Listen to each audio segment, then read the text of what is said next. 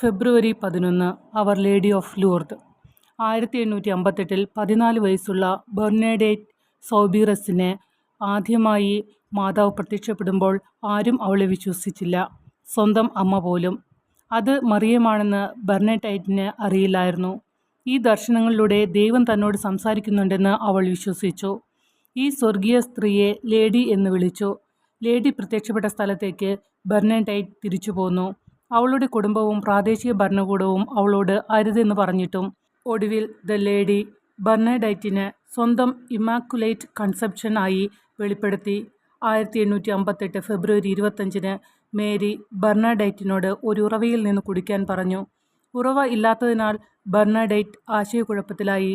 പക്ഷേ അവൾ കുടിക്കാൻ തുടങ്ങി. താമസിയാതെ ലൂർദിലെ സ്വാഭാവിക നീരുറവ അവൾ കണ്ടെത്തി. ഇന്നും രോഗശാന്തിക്കായി തീർത്ഥാടകർ അവിടെ സഞ്ചരിക്കുന്നു. ദൈവം മറിയത്തിലൂടെ ബെർണഡേറ്റിനോട് സംസാരിച്ചത് അർത്ഥശൂന്യമായി തോന്നിയാലും സന്ദേശം സ്വീകരിക്കാനുള്ള വിശ്വാസം ബെർണഡേറ്റിനുണ്ടായിരുന്നു. മാർച്ച് 2 പ്രത്യക്ഷപ്പെട്ടപ്പോൾ പുരോഹിതന്മാരോട് ഇവിടെ ഘോഷയാത്രയായി വരണമെന്നും സ്ഥലത്ത് ഒരു ചാപ്പൽ പണിയണമെന്നും പറയണമെന്ന് പരിശുദ്ധ കന്യക ആവശ്യപ്പെട്ടു. മാർച്ച് 25 പ്രഖ്യാപന തിരുനാളിൽ വാഴ്ത്തപ്പെട്ട കന്യക ബെർണഡേറ്റിനോട് ലൂർദ് ഭാഷയിൽ പറഞ്ഞു, ഞാൻ അമലോത്ഭവയാണ്. ഈ സിദ്ധാന്തത്തെ ഏതാനും വർഷങ്ങൾക്ക് മുൻപ് 1854 ഡിസംബർ 8 പോപ്പ് പിയൂസ് 9 നിർവചിച്ചിരുന്നു. 1876 ലൂർദിലെ ബസിലിക്ക സമർപ്പിക്കപ്പെട്ടു. എണ്ണമറ്റ വിശ്വാസികൾ വിശുദ്ധ ഗ്രോട്ടയിലേക്ക് ഭക്തിപൂർവ്വം തീർത്ഥാടനത്തിനായി ഒഴുകിയെത്തുന്നു. അവിടെയാണ് അവരുടെ വിശ്വാസവും ഭക്തിയും ഉണർത്തപ്പെടുന്നത്. അവർ വീണ്ടും ക്രിസ്തീയ സന്ദേശവുമായി തങ്ങളുടെ ജീവിതം പൊരുത്തപ്പെടാൻ സ്വയം സമർപ്പിക്കുന്നു.